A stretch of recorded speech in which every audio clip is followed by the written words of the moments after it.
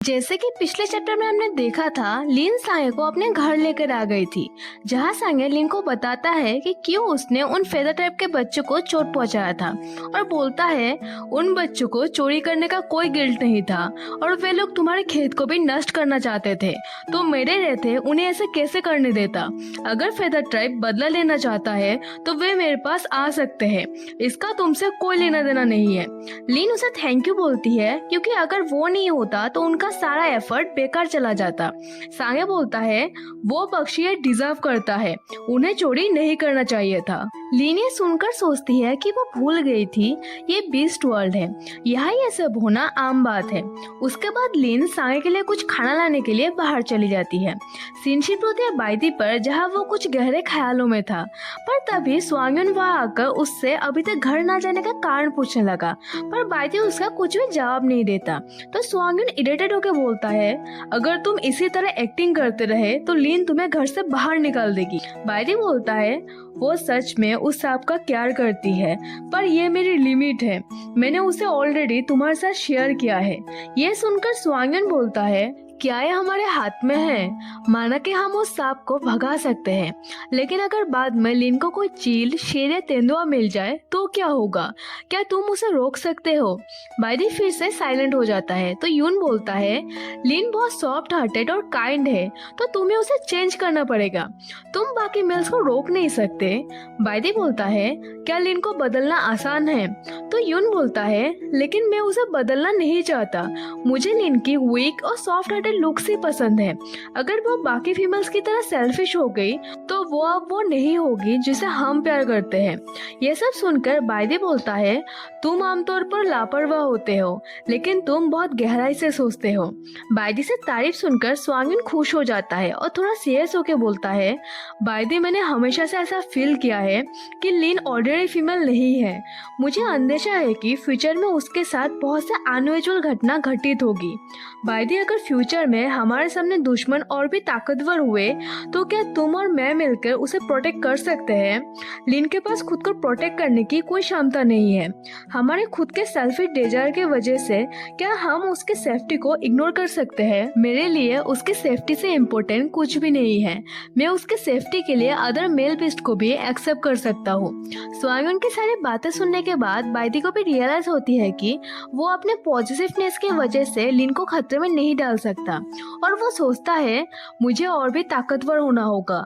लिन हम तुम्हें कभी भी खतरे में नहीं पड़ने देंगे। और वो लोग घर के लिए वहाँ से निकल जाते हैं। बाइदी घर आकर देखता है कि लिन मीट काट रही थी, तो वो जाकर लिन की मदद करने के लिए जैसे ही लिन के हाथ का चाकू पकड़ता है तो वो देखता है कि लिन कांप रही थी।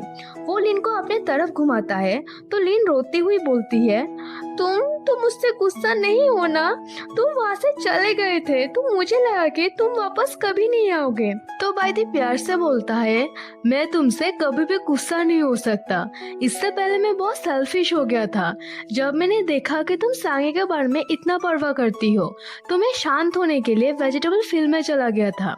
लिन बोलती है तुम और स्वांगयुन मेरे लिए काफी हो, सांगे ठीक होने के बाद मैं उसे क्लियरली सब कुछ एक्सप्लेन कर दूंगी। ये सुनकर बाइदी सोचता है वो मेरी फीलिंग को लेकर वरीड है और बोलता है उसे भेजने की कोई जल्दी नहीं है, आखिरकार उसने तुम्हें पहले भी बचाया था, उसे यही लंबे समय तक रहने दो। लिन पूछती है क्या तुम सीरियस हो। बाइदी हाँ बोलता है। तो लिन सोचती है बाइदी का रवैया अजीब है, उसने तो पहले मना किया था तो अभी वो दोपहर के बाद क्यों बदल गया, लेकिन जब तक वो नाराज नहीं है तब तक सब कुछ ठीक है। मैं सच में डर गई थी कि वो नाराज होकर चला जाएगा। दूसरी तरफ बाइदी सोच रहा था मेरी लिन तुम्हें रियलिटी की परवाह करने की कोई जरूरत नहीं है, मैं बस यही चाहता हूँ कि तुम हर दिन खुश और सेफ रहो। उसी समय उन दोनों को ऐसे गले लगते हुए देख सांगे भी दूर से देख रहा था। सीन शिफ्ट होते हैं खाने के टेबल पर, जहाँ चारों एक के साथ खाने के लिए बैठे हुए थे, जिससे लिन को थोड़ी अजीब लग रही थी। तभी बाइदी फेदर ट्राइब के बारे में यून से पूछता है तो वो जवाब देता है कि फेदर ट्राइब का चीफ इंजरी की वजह से यून से बात करने के लिए नहीं आ पाया था, इसलिए उन दोनों का बात अच्छे से नहीं हो पाया। तो उसे लगता है कि वो लोग माउंटेन के टॉप में ही रहेंगे।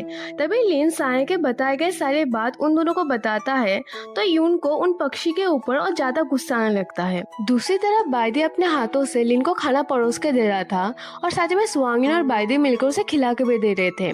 सांगे ये देखकर सोचता है, मैं सचमुच ईर्ष्या करता हूँ, काश मैं लिन से पहले मिला होता और उसका मेट बन पाता। तभी लिन सांगे को मीट ऑफर करती है, तो सांगे वो मीट खाकर उसे बहुत डिलीशियस लगता है। पर ये देखकर बाइदी सोचता है, लिन ने उसे फैट मीट दिया जो उसे खाने में बिल्कुल पसंद नहीं है। इसके अलावा लिन उसे और वेजेस भी ऑफर करती है जिसे वो बड़े चाव से खाता है। सीन शिफ्ट होती है नेक्स्ट मॉर्निंग, जहाँ सांगे अपनी इंजुरीज को देखता है जो ऑलमोस्ट हील हो चुका था, जिससे वो थोड़ा परेशान होकर सोचता है, मैं लिन को छोड़कर नहीं जाना चाहता, क्या मुझे खुद को चोट पहुंचाना चाहिए। तभी वह स्वांगविन आके उसे बोलता है, अरे आलसी मत बनो क्योंकि तुम ठीक हो, मेरे साथ खेत में काम करने के लिए जल्दी चलो। सांगे शॉक्ड होकर बोलता है, क्या तुम मुझे यहाँ रहने के लिए अलाउ कर रहे हो। स्वांगिन बोलता है, हम नहीं चाहते पर लिन हमारी बॉस है तो हमारे पास कोई रास्ता नहीं है। सांगे ये सुनकर बहुत खुश हो जाता है कि उन लोगों ने उसे एक्सेप्ट कर लिया है। वो उसके बाद यून के साथ काम करने के लिए वहाँ से निकल जाता है और यह चैप्टर एंड हो जाती है। अगर आपको इस वीडियो के एक्सप्लेनेशन पसंद आए तो प्लीज वीडियो को लाइक एंड कमेंट जरूर करना, चैनल को भी सब्सक्राइब जरूर से कर देना। तो नेक्स्ट वीडियो मिलते हैं, बाय बाय।